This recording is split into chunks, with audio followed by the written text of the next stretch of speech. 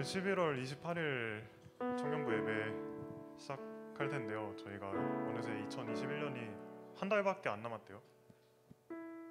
그래서 다들 연말 준비는 잘 하고 계신지 궁금한데 저는 과제 때문에 지금 죽고 있거든요. 근데 저뿐만이 아니라 다른 분들도 다 바쁠 거라고 생각해요. 일하시는 분도 계시고 학교 다니시는 분도 계시고 열심히 국가의 부름을 받고 쓰임 붙는 분도 저기 보이시고, 그래서 끝까지 남은 기간 동안 예배를 통해서 힘내셨으면 좋겠습니다.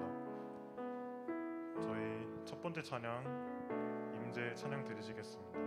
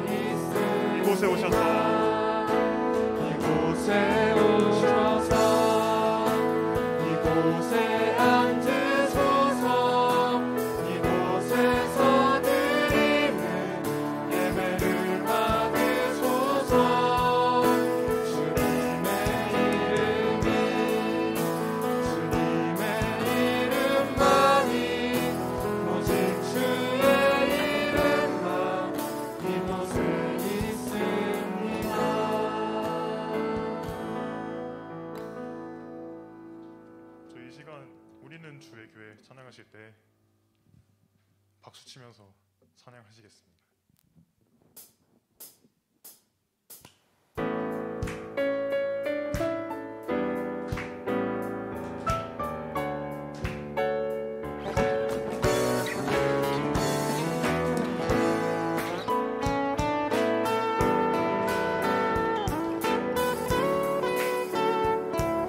우리 안에 믿음 주신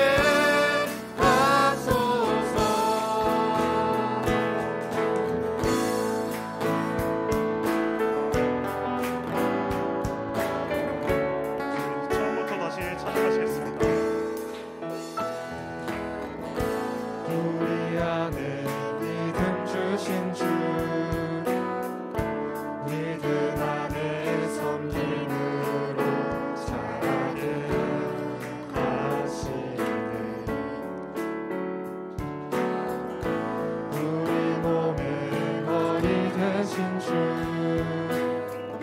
서로 다른 모습하고 주 영광 임하시네.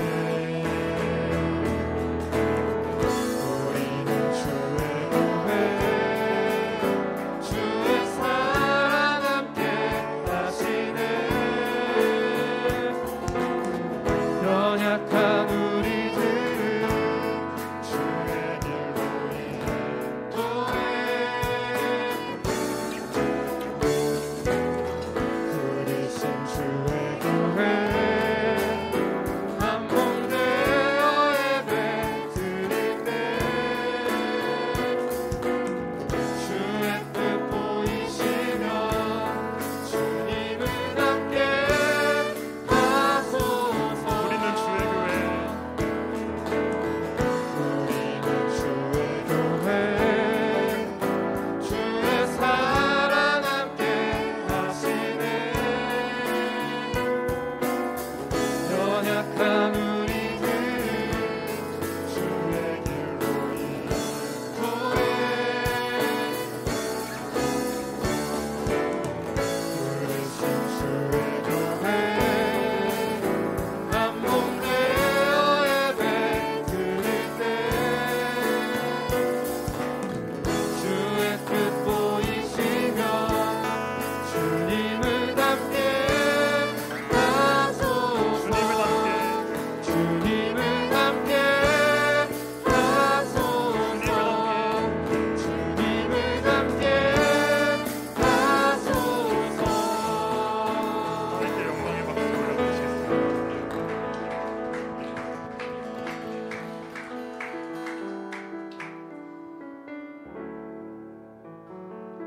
저희 다들 아브라함 아시죠?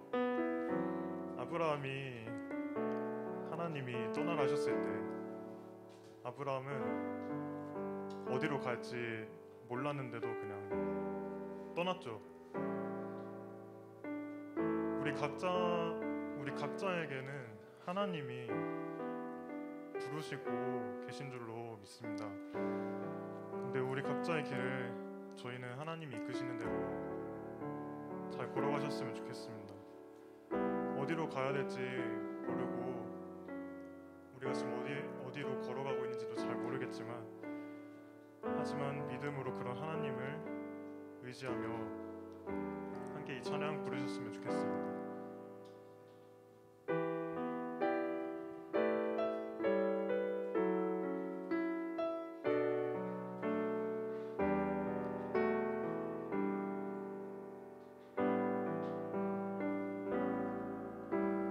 나의 부르심 그 길을 따라 한 걸음씩 걸어갈 때에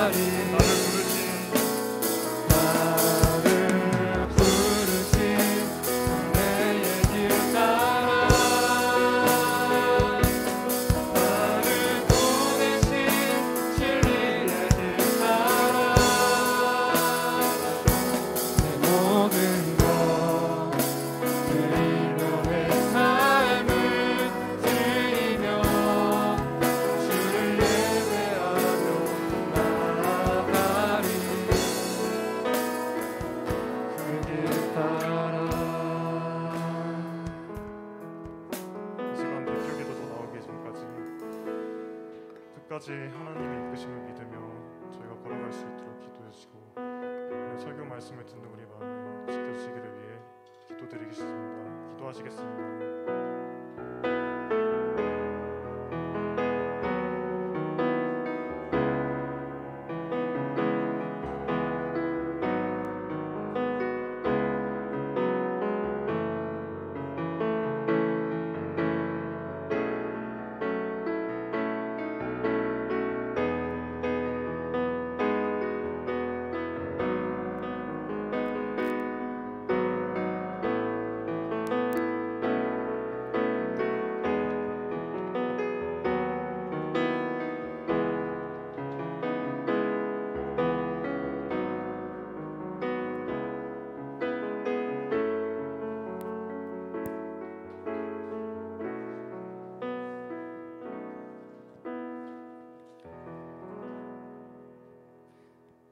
기도드리겠습니다.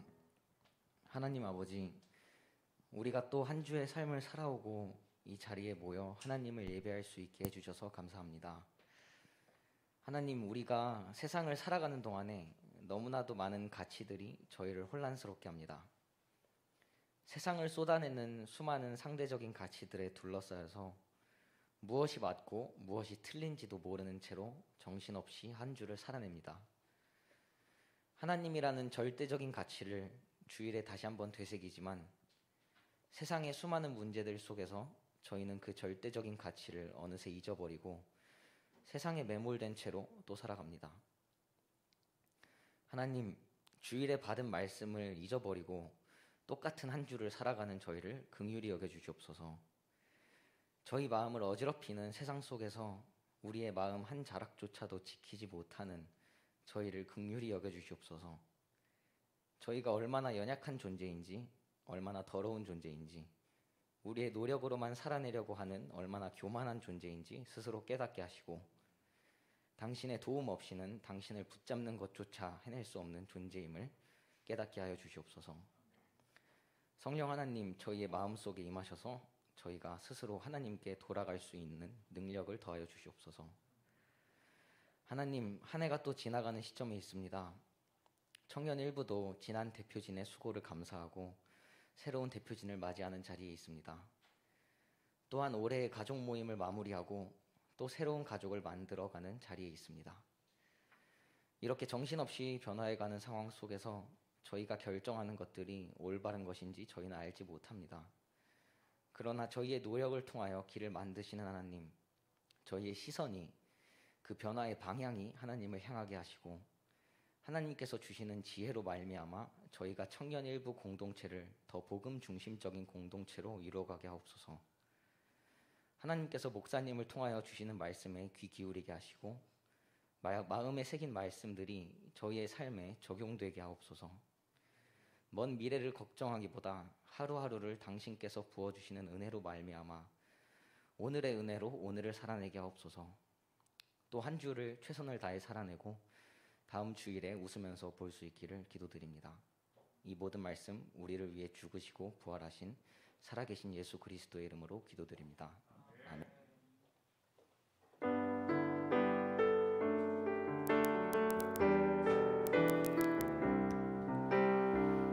오늘 이 자리에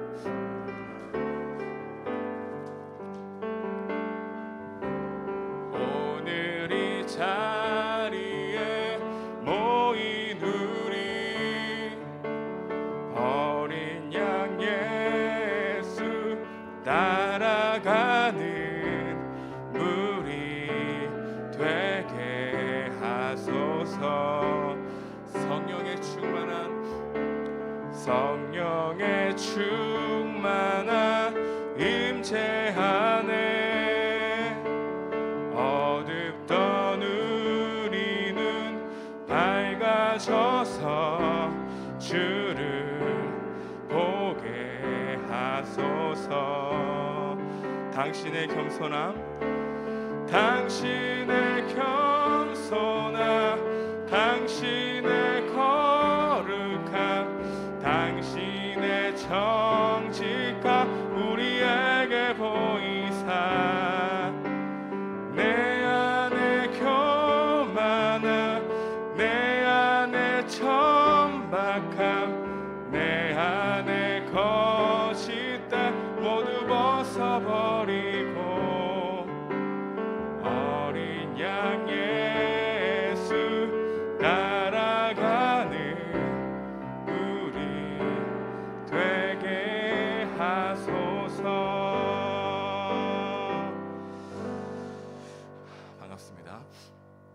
기도하는데 감사합니다. 너무 설교 100번 듣는 것보다 나은 것 같아가지고 은혜가 있었습니다.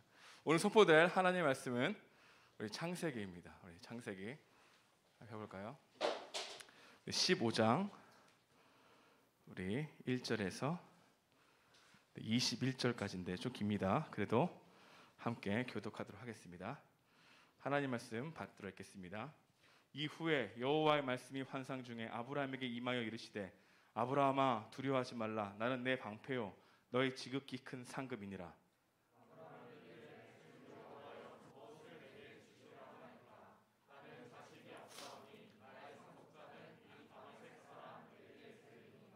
아브라함이 또 이르되 주께서 내게 씨를 주지 아니하셨으니 내 집에서 길린 자가 내 상속자가 될 것이니이다.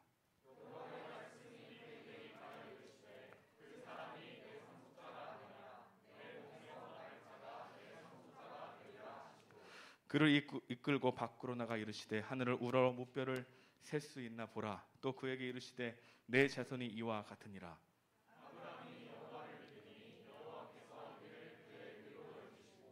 또 그에게 이르시되 나는 이 땅을 내게 주어 소유를 삼게 하려고 너를 갈대아인의 우르에서 이끌어낸 여호와니라.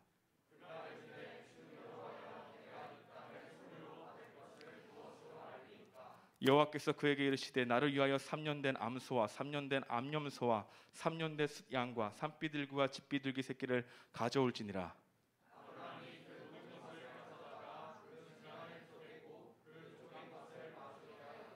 그 새는 솔개가 그 사체 위에 내릴 때에는 아브라함이 쫓았더라.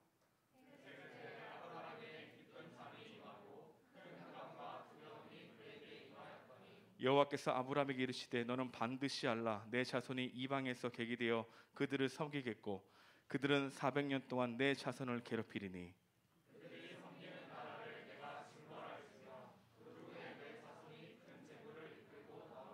너는 장수하다가 평안히 조상에게로 돌아가 장사될 것이요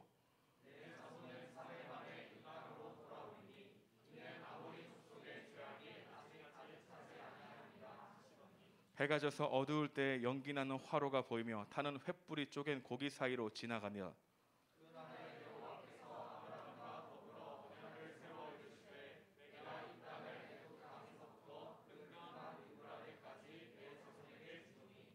곧 겐 족속과 그니시스 족속과 감문 족속과 시작 헷 족속과 르바 족속과 아모리 족속과 기르가스 족속과 여부스 족속의 땅이니라 하셨더라. 아멘. 반갑습니다, 여러분. 오늘 5층에서 한 주가 되게 오랜만인 것 같은데 5층 이제 카메라도 달았고 그래서 여러분들 유튜브로 송출할 수 있는 환경을 좀 맞이해서 또 오늘 또 임직식이 있기 때문에 5층에서 여러분과 함께 예배를 드립니다. 오늘은 교차 설교를 합니다. 저는 벌써 설교를 했고요. 고등부에서 했는데 이제 우리 고등부에서 섬기고 계시는 우리 김영아 목사님이 오늘 여러분들 위해서 말씀을 전해주시겠습니다. 우리 올 때 나오실 때 큰 박수로 맞이하겠습니다. 됐습니다.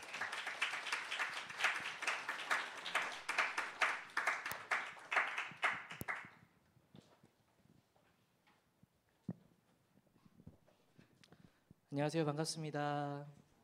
네, 너무 오랜만에 온 것 같아요. 제가 이지열 목사님과 굉장히 가까운 사이인데 너무 오랜만에 왔고 코로나로 인해서 보니까 작년에는 한 번도 못 왔던 것 같아요. 못 왔고 근데 이렇게라도 여러분들 올 한 해가 가기 전에 만나돼서 너무 반갑고 오늘 보니까 너무 예배가 은혜가 되네요. 어떤 곳에 가면 정말 성령이 충만한 곳이 있다고 저는 믿습니다. 정말 은혜가 충만한 곳에는 문을 열고 들어가기만 해도 막 그냥 그 은혜를 주체하지 못하는 그런 감정들이 생기는데 제가 여기 문 열고 딱 들어왔는데 그런 느낌을 받았어요.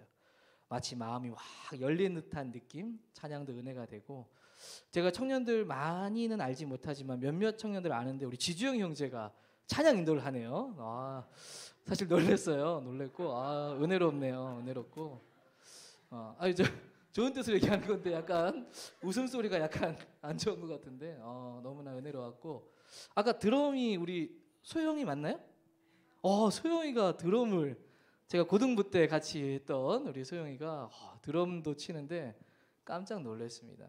어쨌든 하나님께서 우리 이절 목사님과 함께 청년부에 크신 은혜를 부어주신다라는 믿음이 있습니다. 하나님의 이름을 축복합니다. 네, 오늘은 제가 창세기 15장 1절부터 21절 말씀을 가지고 약속과 실현 사이의 기다림이라는 제목으로 여러분들과 함께 하나님 말씀을 나누고자 합니다. 여러분 열린교회라는 교회 혹시 들어보셨나요? 열린교회라는 교회가 그곳에 사역하시는 목회하시는 목사님이 김남준이라는 목사님이 계십니다. 굉장히 유명하신 목사님이고 이분은 목회자들 안에서도 목회자이시다라고도 알려져 있는 분인데 그분이 참 많은 책을 쓰셨습니다. 여러분 한 번쯤 들어봤을 것 같아요. 게으름 뭐 이런 책들, 자기 자랑 뭐 이런 책들을 쓰셨는데 그분이 쓴 책 중에 하나가 자네 그 길을 가려나라는 책입니다. 들어보셨나요? 저는 책 제목만 보면 마치 어떤 불교의 스님으로 가는 듯한 느낌을 받았었는데 이게 목회자를 위해서 쓰여진 책이에요. 자네 그 길을 가려나 꼭 목회자가 되어야겠는가 뭐 이런 의미로 썼는데 그 책의 내용은 어떤 내용들이 쓰여져 있는가 하면 목회를 준비하는 사람들이 어떻게 준비되어야 하는가라는 것을 쓰여진 책입니다. 여러분 어떤 준비를 해야 될까요? 그 책에 목차만 보아도요. 정말 이렇게 준비되면 참 좋겠다라는 생각이 듭니다. 그 책 속에 목차를 보시면 육체적으로 준비되어야 합니다. 지성적으로, 인격적으로, 정서적으로, 영적으로 준비되어야 합니다. 그래서 육체, 지성, 인격 이 목차별로 챕터별로 정리해서 이 목회자들은 이렇게 준비되어야 합니다. 제가 예전에 만났던 목사님 중에 좀 이렇게 선배 되시는 목사님은 내가 이 책을 좀 더 빨리 봤다면 좀 더 내가 목회자로서의 삶이 달라지지 않았을까라고 얘기할 정도로 굉장히 감명 깊은 인상을 받았다는 겁니다.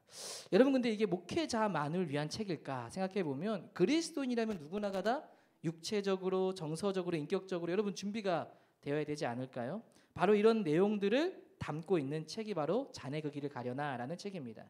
특별히 그 책 속에 이 모든 설명을 하기 위해서 이 김남준 목사님이 성경에 있는 한 모델을 채용을 해서 그 모델을 중심으로 이런 준비가 이 사람이 된 사람이고 이렇게 되어야 합니다라고 설명합니다. 어떤 사람일까요? 도대체 이렇게 완벽하게 준비가 된 사람이 있다면 누구일까? 아마도 성경에는 좋은 인물들이 너무나 많이 있기 때문에 그 중에 한 분 누구를 말해도 이런 준비가 다 되어 있을 것 같다라는 생각이 드는데 그 중에서도 그 목사님이 한 분을 택해서 그 책의 목차별로 이런 준비들을 나누었는데 그 사람이 누구인가 하면 자신의 마음을 완전히 빼앗긴 성경의 인물인데 그가 바로 세례 요한이다라고 얘기합니다. 여러분 세례 요한 잘 알고 계시죠? 이 세례 요한의 삶을 보시면 어떻습니까? 굉장히 짧은 세월을 살다가 하나님의 부르심을 받았습니다. 매우 짧은 시간을 살았지만 어쩌면 인간으로서 이루어야 될 것들을 다 이루고 간 삶이라고도 할 수 있죠. 못 이루고 간 삶이 없는 겁니다. 왜 그렇습니까? 여러분 삶이라는 것이요. 이 땅에 내가 존재하는 이유가 내 목적과 내 모든 것을 다 성공하고 이루기 위해 준비해야 할까요? 아닙니다. 하나님 나라를 위한 준비이죠. 이 땅의 삶은 짧지만 하나님 나라의 삶은 영원하기 때문에 진짜 인간으로서의 준비되어야 될 것이 있다면 하나님 나라를 꿈꾸고 그 나라를 준비하며 하늘 소망을 가지고 사는 거죠. 이 세례 요한이 바로 이러한 하늘 소망을 이 땅에서 다 이루고 간 삶이다라고 이야기하는 겁니다. 왜 그렇습니까? 그리스도께서 오실 길을 예비하고 준비하고 맡겨진 사명을 다 감당한 채로 생을 마감했기 때문이죠. 여러분 이런 삶을 산 사람은 흔치 않을 겁니다. 그는 이 땅에서 짧은 시간이라도 성경에 예언된 모든 일들을 이루고 간 삶이다라고 할 수 있죠. 세례 요한의 출생은 이미 성경에서 오래전부터 예언되어져 있었습니다. 이사야 선지자는 이사야 40장 3절에 외치는 자의 소리여 이르되 너희는 광야에서 여호와의 길을 예비하라 사막에서 우리 하나님의 대로를 평탄케 하라. 여러분 이 말씀은요 무려 600년 전에 외치는 자의 소리가 광야에서 여호와의 길을 예비하고 준비할 것이다 라고 이사야가 예언해 놓은 말씀입니다. 600년 이후에 이루어진 것이죠. 그 예언대로 그 길을 준비하고 예비된 사람이 누구입니까? 세례 요한이죠. 이뿐만이 아니라 구약의 마지막 선지서로 알려진 말라기 말씀을 통해서도 여러분 그 세례 요한의 출현이 예고되어 있어요. 말라기 4장 5절 6절 말씀해 보시면 보라 여호와의 크고 두려운 날이 이르기 전에 내가 선지자 엘리야를 너희에게 보내리니 그가 아버지의 마음을 자녀에게로 돌이키게 하고 자녀들의 마음을 그들의 아버지에게로 돌이키게 하리라. 그럼 여기서 말하는 엘리야가 누구입니까? 내가 선지자 엘리야를 너희에게 보내리니라고 했는데 여러분 그 엘리야가 누구이겠습니까? 바로 세례 요한을 가리킵니다. 쉽게 설명하면 예수님께서 오시기 전에 먼저 누가 와야 된다는 겁니까? 세례 요한이 와야 된다는 거예요. 그 세례 요한으로 하여금 회개의 세례를 전파하고 아버지께로 돌이켜야 한다는 메시지를 통해서 예수님의 오실 길을 여러분 준비한 것이죠. 그래서 누가복음을 보시면 세례 요한의 출생이 먼저 기록되어져 있습니다. 누가복음 3장 1절 2절 말씀해 보시면 디베르 황제가 통치한 지 15해 곧 본디오 빌라도가 유대 총독으로 되었을 때 헤롯이 갈릴리의 분봉왕으로 왔을 때 그 동생 빌립이 이두레와 드라고니 지방의 분봉왕으로 루사니아가 아빌레네의 분봉왕으로 안나스와 가야바가 대제사장으로 있을 때에 하나님의 말씀이 빈들에서 사가랴의 아들 세례 요한에게 임한지라라고 설명합니다. 여러분 이때가 바로 주후 27년입니다. 어떻게 알 수 있는가 하면 3장 1절부터 2절 말씀을 보시면요. 이 세례 요한이 이때 태어났다는 얘기를 굉장히 주저리 설명하고 있어요. 이때 황제가 누구였고 이때 분봉왕은 누구였고 이때 총독은 누구였고 이때 대제사장은 누구였는데 그때 세례 요한이 태어나게 되었다라는 겁니다. 여러분 이 세례 요한이 태어난 날을 설명하기 위해서 이 수많은 왕들과 총독과 제사장들의 연도를 얘기하고 있는 거예요. 여러분 여기서 잠깐 주목해서 넘어갈 게 있는데 여러분 여기에 굉장히 중요한 메시지가 하나 담겨져 있습니다. 바로 하나님께서 세상을 어떻게 바라보고 있는지를 말씀해주고 있는 거죠. 여러분 사람들의 관심은 주로 어디에 있습니까? 로마 시대 당시라고 한다면 로마의 황제가 누가 되었느냐 굉장히 관심이고 이슈일 거예요. 누가 황제가 되었지? 누가 총독이 되었고 누가 분봉왕이 되어서 우리를 이 지역을 다스리는 것이지? 대제사장은 누가 되었을까? 이게 사람들의 관심인데 여러분 사람들의 관심과 다르게 하나님의 주된 관심은 무엇에 있었습니까? 이 모든 사람들을 다 이용해서 세례 요한을 설명하기 위해 그들을 시계처럼 사용하고 있다는 겁니다. 여러분 이 말은 무슨 말입니까? 하나님의 진짜 관심은 세상에서 무언가를 이룬 로마의 황제와 총독들이 아니라 하나님의 일을 하고 있는 사람에게 하나님은 관심을 쏟고 있다는 거예요. 여러분 우리가 하나님의 관심을 받고 하나님의 주목을 받으려면 어떻게 해야 되겠어요? 우리가 하나님의 메시지에 하나님의 일에 관심을 쏟아야 한다라는 것을 생각하게 합니다. 여러분 세례 요한이 온 것은 하나님의 메시지를 선포하고 주의 길을 예비하기 위함이었어요. 그는 그리스도 예수님보다 앞서서 그분의 오심을 알리고 그분의 길을 준비한 사람이었다는 겁니다. 요한은 이 하나님의 손에서 여러분 외로운 광야에서 준비되었다고 성경은 말해요. 누가복음 1장 80절을 보시면 그가 이스라엘에 나타날 때까지 광야에 있더라라고 말합니다. 광야라는 게 무엇이겠습니까? 황량하고 여러분 영적인 의미에서도 굉장히 큰 어려운 시험, 예수님이 당한 것이 광야로 가서 40일 동안 시험 받는 것처럼 굉장히 큰 시험 가운데 있는 것을 여러분 광야라고 하는 거죠. 이 세례 요한은 갓난 아기 때부터 광야로 보내져서 이 이스라엘 나타나기까지 광야에서 자라났다는 겁니다. 무려 30년 가까운 세월을 광야에서 지냈다라는 것이죠. 여러분 광야에서 보내고 드디어 이제 이스라엘 땅에 와서 하나님의 말씀을 선포했는데 여러분 짧은 삶을 살았죠. 결국 어떻게 돼요? 죽임을 당하고 만 것입니다. 여러분 죽임을 당했지만 모든 것을 다 이뤘다라는 것은 이 세례 요한이 모든 것을 다 이룰 수 있었던 그 비결은 어디에 있었는가 하면 광야라는 이 30년의 시간 동안에 하나님께서 준비하게 하셨다는 거죠. 여러분 이 준비되는 시간이 어떤 시간인가 하면 바로 그때 하나님의 때에 나와서 하나님의 길을 예비하는 일들을 위해 준비되는 시간이었다라는 겁니다.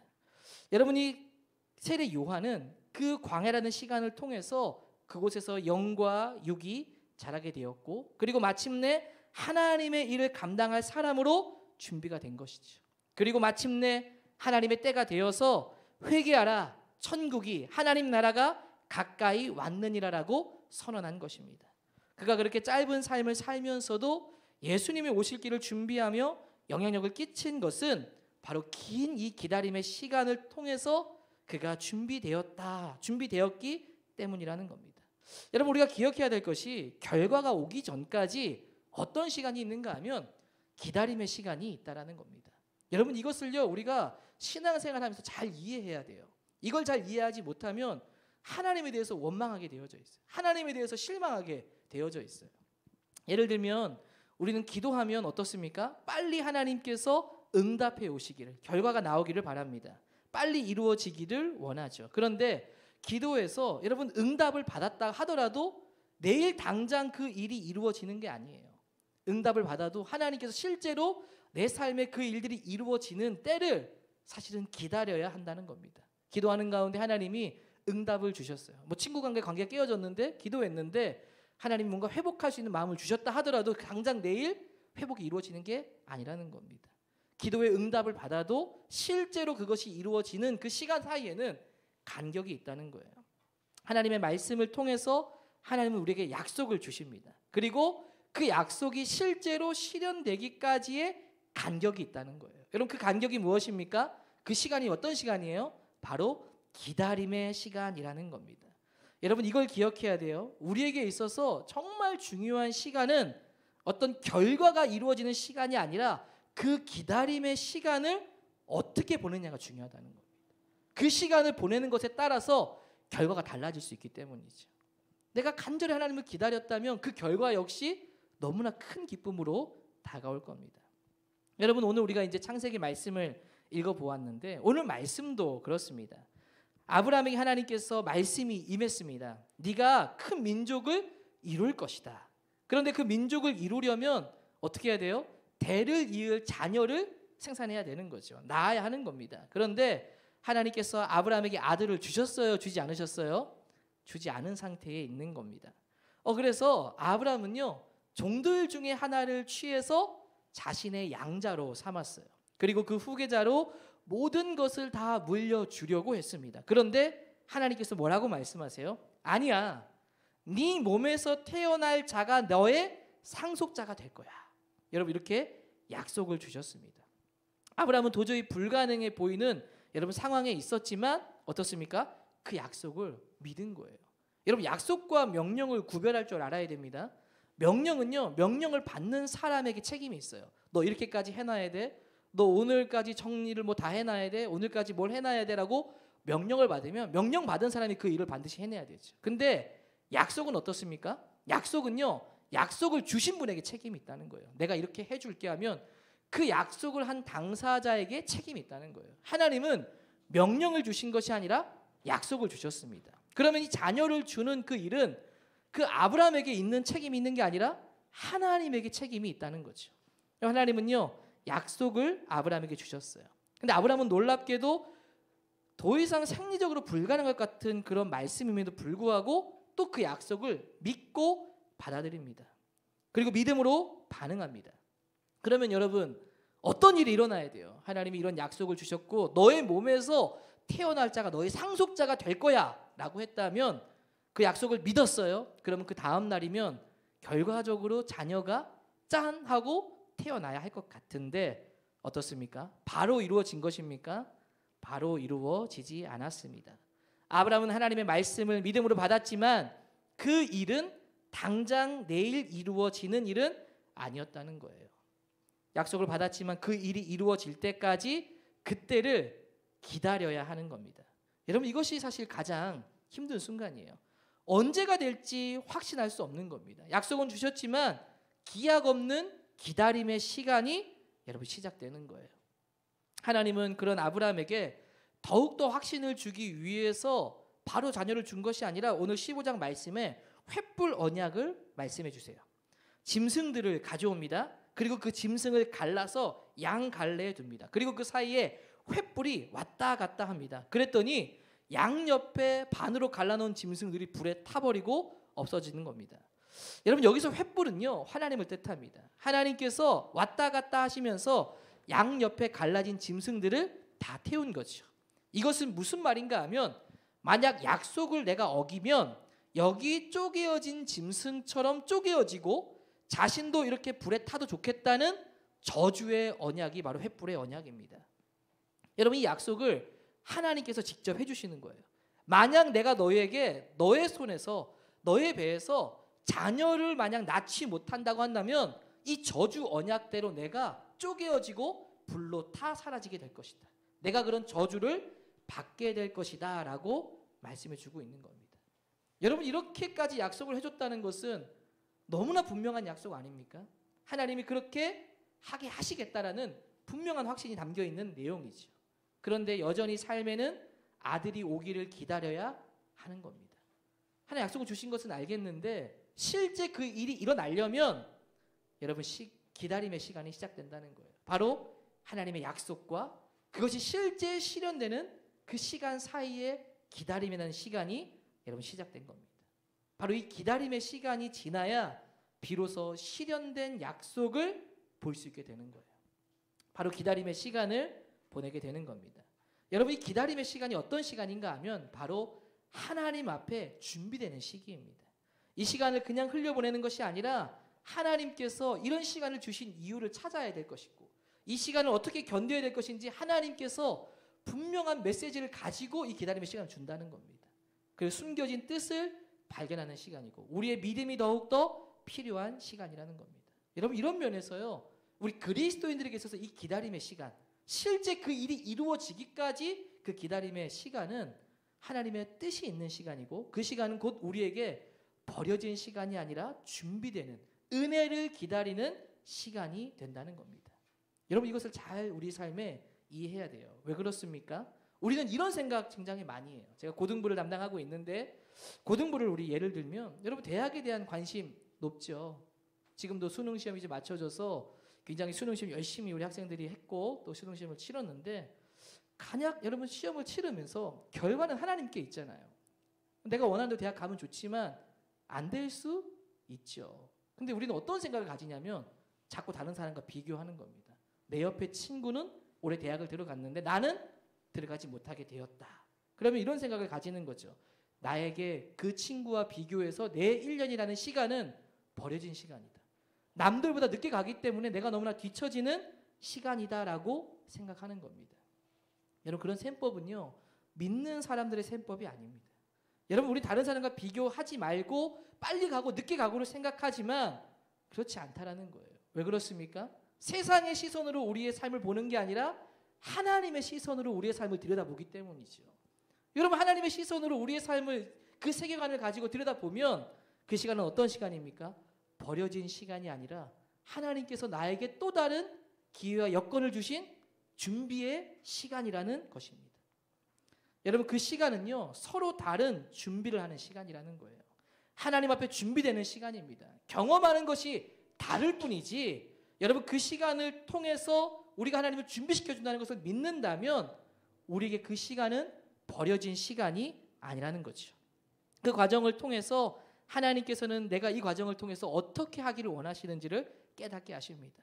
어쩌면 그게 나에게 너무나 큰 문제이고 더 큰 시련처럼 다가온다면 하나님은요 여러분에게 주실 은혜가 더 클 거라고 믿습니다. 그 기다림의 시간이 지나고 났을 때 마침내 뭔가 실현된 시간이 올 때 그때 그 시간을 잘 보낸 사람들에게는 그 시간이 너무나 축복된 시간이 된다는 거죠. 여러분 시간을 빼앗겼다고 느끼는 순간들도 있지 않나요?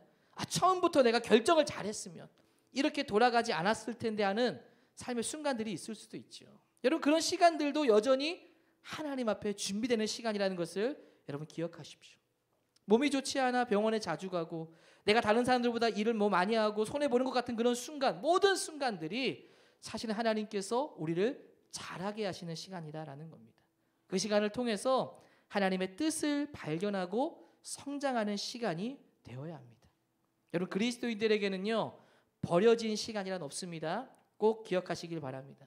하나님께서 우리를 새로운 경험으로 세워지는 시간만 있다는 것이죠. 여러분 우리가 기도해도 당장 이루어지는 것이 없을 수 있어요. 마음에 문제와 고민들이 많이 있죠. 거기에 내 시간을 많이 뺏기고 그렇게 시간을 보낼 때도 있습니다. 시편 내용을 보면 그런 내용들을 여러분 잘 다루고 있죠. 여러분 시편 말씀이 참 놀라운 게 뭐냐면 시편의 저자들은 항상 뭔가 고난 가운데 있어요. 늘 항상 어려움 가운데 있어요. 원수가 나를 둘러싸고 어떤 어려움들이 있고 근데 놀랍게도 시편의 저자들은 뭐라고 주로 고백합니까? 다윗의 시편이 주로 많은데 하나님은 그 원수들을 통해서 나를 이기게 하셨습니다. 하나님이 저 원수들을 무찔러 주셨습니다. 하나님이 그 모든 환난에서 나를 건져내 주셨습니다라고 고백합니다. 근데 더 좀 놀라운 건 뭐냐면 그런 고백을 하는 그 순간에 원수들이 다 사라졌느냐? 아니라는 거예요. 여러분 그 시편에 나오는 많은 고백들이 믿음의 고백들입니다.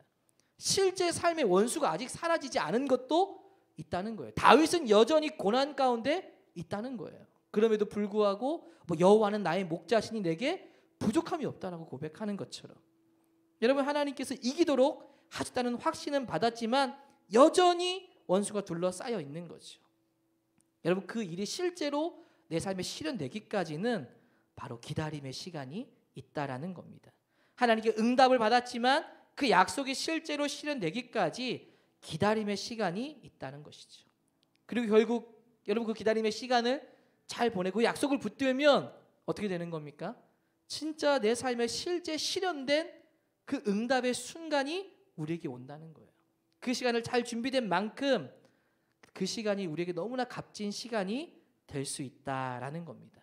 그러니까 기다림의 시간을 어떻게 보내느냐 이것이 매우 중요하다는 거죠.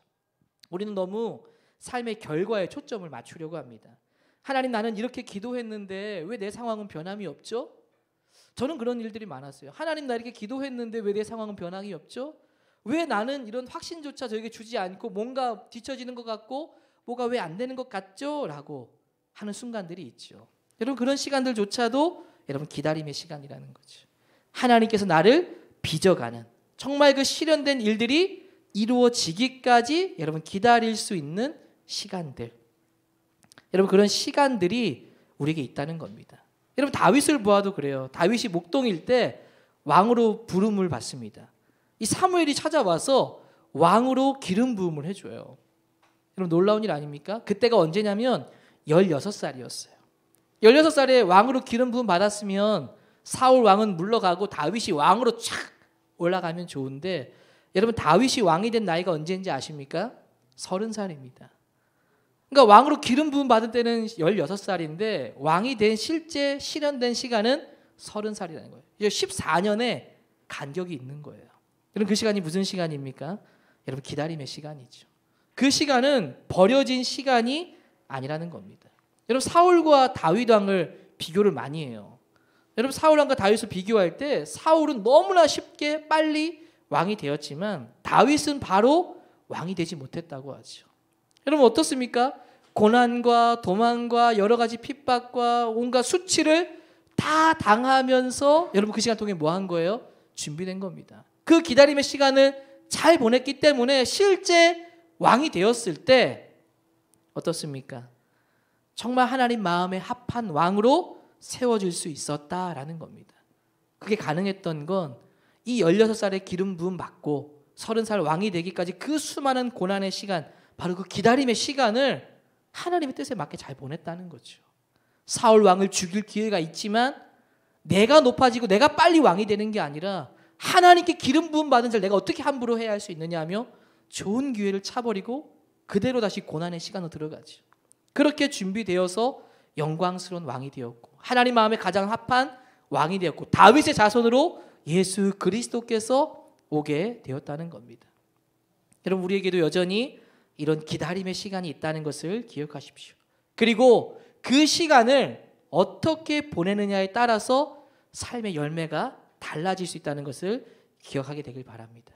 그리고 무엇보다도 여러분 이 기다림의 시간은 버릴 것이 없다는 것을 꼭 기억하고 다른 누군가와 비교하면서 나는 뭔가 뒤처지고 나는 뭔가 늦어졌다고 생각하지 마십시오. 다른 경험의 시간을 가고 있는 것이고 하나님은 그 일을 통해서 나를 성장하게 하시고 나를 더욱더 세워가는 시간들이 되게 하여 주실 줄로 믿습니다. 기다림의 시간을 잘 붙들게 되기를 주의 이름으로 축복합니다. 제가 끝으로 개인적으로 저 드라마 굉장히 좋아하거든요. 여러분 드라마 좋아하세요? 제가 이지열 목사님께 종종 얘기해요. 드라마 보셔야 된다고. 좋은 드라마는 꼭 보세요. 뭐 이러면서 얘기하는데 여러분 동백꽃 필 무렵이라는 드라마 혹시 아세요? 이 드라마 굉장히 좀 긴 드라마에 속하기도 하는데 참 재밌게 잘 봤어요. 미혼모가 나오고 미혼모가 살아가는 게 참 어려운 삶의 모습을 보여주는데 근데 따뜻한 이웃들을 만나고 또 사랑하는 사람을 만나면서 회복되어가는 굉장히 따뜻한 드라마입니다. 드라마를 얘기하려고는 아닌 것이고 하려고 하는 건 아니고 그 드라마에서 백상 이 드라마가 너무 잘 됐는지 백상 예술대상을 받았고 배우들은 연기대상과 다양한 상을 휩쓸었습니다. 그 중에서도 이 조연 역할을 맡은 배우 오정세라는 배우가 있어요. 저는 이 오정세라는 배우가 참 많이 호감이 가던데 연기를 너무 잘하더라고요. 지금 드라마는 기억이 안 나는데 서예지라는 배우가 나오는 드라마가 있었는데 거기에 바보 역할 김수현 사이코지만 괜찮아. 기억이 안 났었는데 그거 연기도 잘하더라고요. 그러니까 그만큼 연기도 잘하는데 이 동백꽃 필름에서도 여러분 조연 역할을 맡았던 이 배우가 수상을 하게 됐고 수상 소감을 하게 됩니다. 그 수상 소감을 마지막으로 제가 읽어드리고 좀 말씀 마치려고 하는데 여러분 수상 소감을 제가 한번 읽어드릴게요. 이렇게 얘기해요. 저는 지금까지 100편이 넘는 작품을 작업했습니다. 어떤 작품은 성공하고 어떤 작품은 심하게 망하기도 했죠. 희한하게 저는 모든 100편의 작품에 최선을 다했습니다. 그런데 희한하게도 100편 다 결과가 다 달랐습니다. 돌이켜서 생각해 보니까 결과가 내가 잘해서 좋은 것도 아니고 내가 못해서 망한 것도 아니구나라는 생각이 들었습니다. 세상에는 참 열심히 사는 사람들이 많이 있죠. 그런 분들 중에는 꿋꿋이 열심히 하는 사람들이 있는데 희한하게 다 똑같은 결과가 주어지는 것은 아니더군요. 저는 그걸 보면 불공평하다는 생각이 듭니다. 그럼에도 여러분 실망하지 말고 지치지 말고 포기하지 않았으면 좋겠습니다. 여러분들이 무엇을 하든지 간에 지금 하던 일을 열심히 계속하면 좋겠습니다. 계속 평소랑 똑같이 열심히 하다 보면 그동안 받지 못한 위로와 보상이 어느 날 여러분들을 찾아오게 될 것입니다. 저에게는 동백이가 그랬습니다. 여러분들도 여러분들만의 동백을 만날 수 있을 겁니다.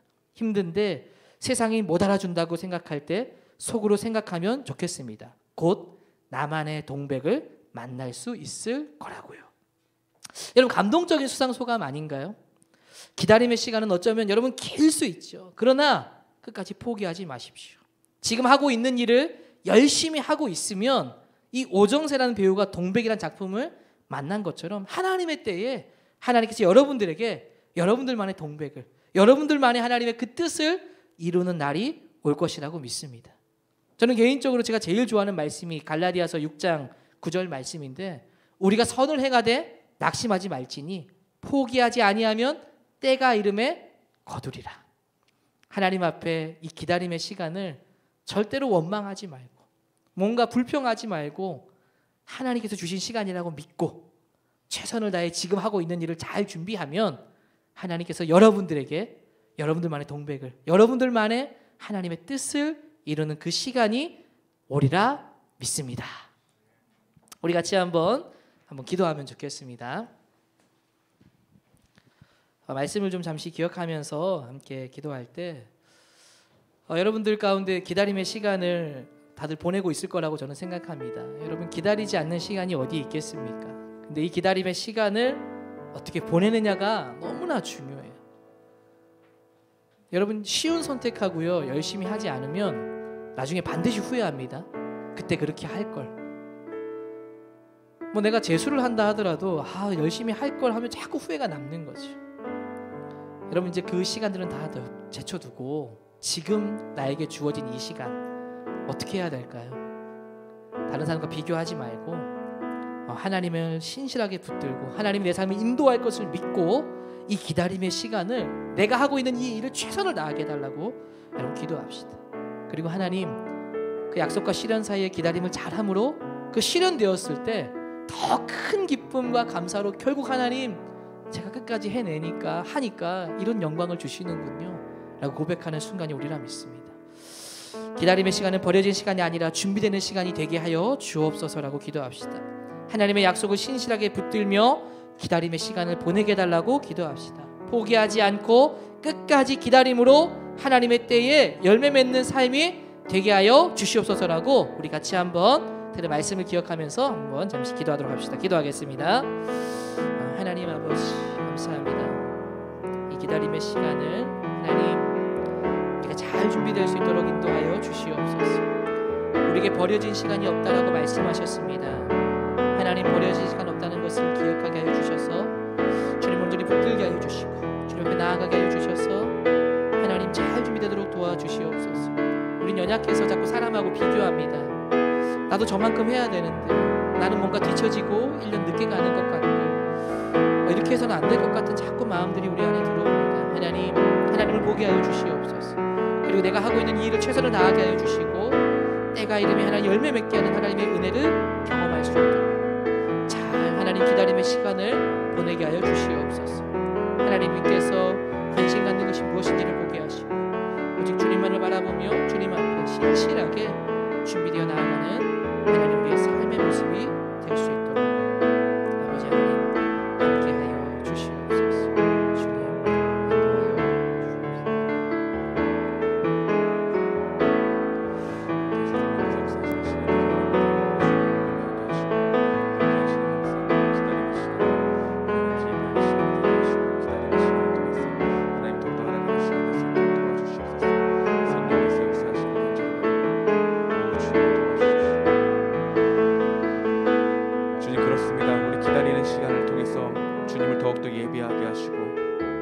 기다림의 시간을 통해서 주님을 더욱 알아가는 시간이 되게 하시고 기다림 너머에 새롭게 창조되는 하나님의 역사를 바라보는 시간이 될 수 있도록 도와주시옵소서.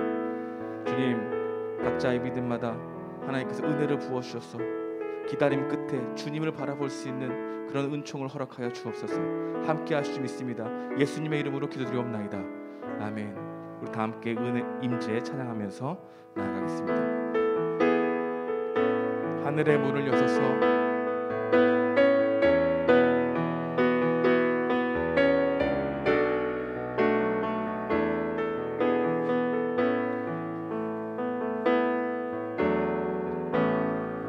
하늘의 문을 여소서 이곳을 주목하소서 주를 향한 노래가 꺼지지 않으니 하늘을 열고 보소서 이곳에 임재하소서 주님을 기다립니다. 기도의 향기가 하늘에 닿으니 주여 임재하여 주소서 이곳에 오셔서 이곳에 앉으소서 이곳에서 드리는 예배를 받으소서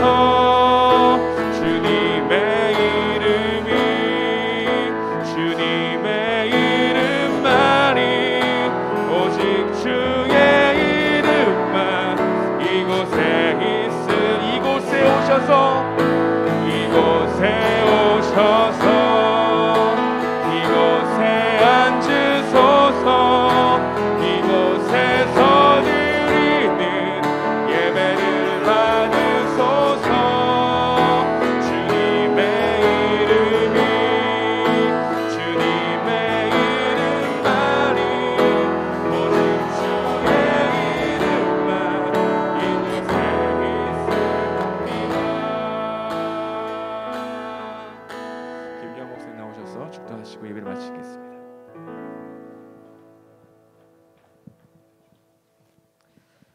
하나님 감사합니다. 또 귀한 말씀을 듣게 하시고 또 기다림의 시간을 잘 보내기를 청년들을 축복하여 주시고 함께하여 주옵소서. 이 시간 하나님께 감사하여 또 헌금을 하나님께 드립니다. 감사 11조 선교 구제 헌금을 하나님께서 기쁘게 흠양하여 주시고 하나님의 나라와 교회를 위해 귀하게 사용되게 하여 주옵소서. 감사드리며 예수님의 이름으로 기도합니다. 지금은 주 예수 그리스도의 은혜와 하나님의 사랑과 성령님의 교통하심이 약속과 시련 사이의 기다림을 기쁨으로 기다리며 준비되며 하나님의 약속을 붙들고 준비의 시간으로 삼기를 소망하는 우리 모든 청년들 위해 이제로부터 영원토록 함께 하시기를 간절히 축원하옵나이다. 아멘.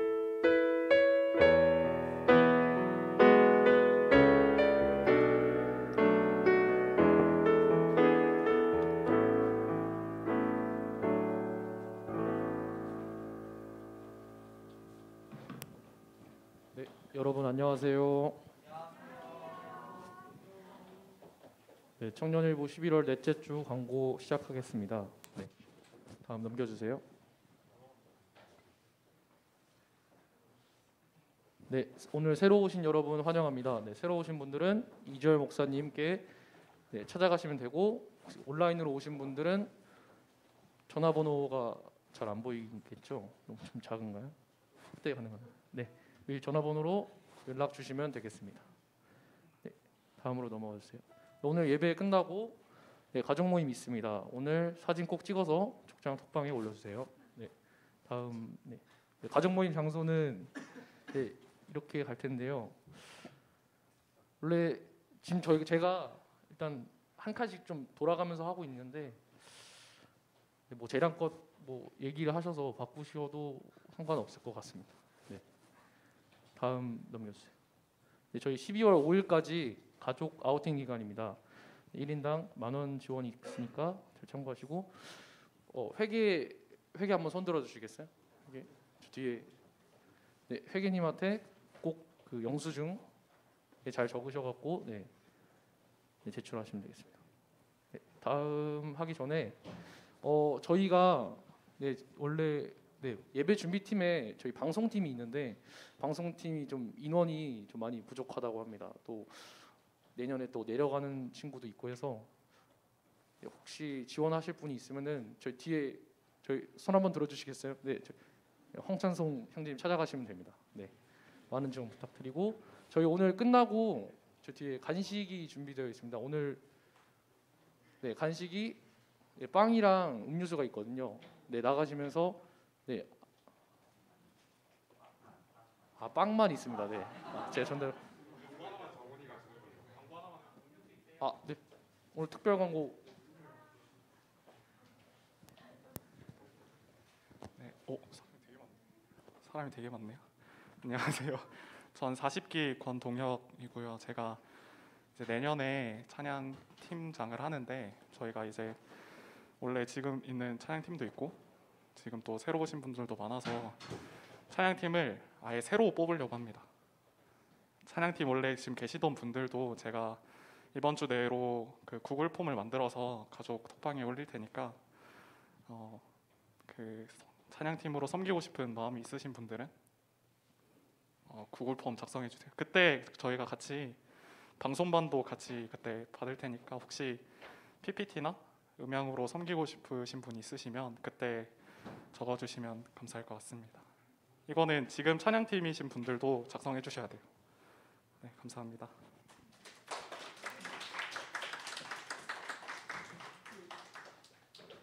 네, 또 광고 내용 없죠? 네, 있습니다. 그러면은 네, 다음 주에 만나도록 하겠습니다. 이게 다 같이 인사하면서 마치도록 하겠습니다. 네, 다음 주에 만나요. 안녕. 감사합니다.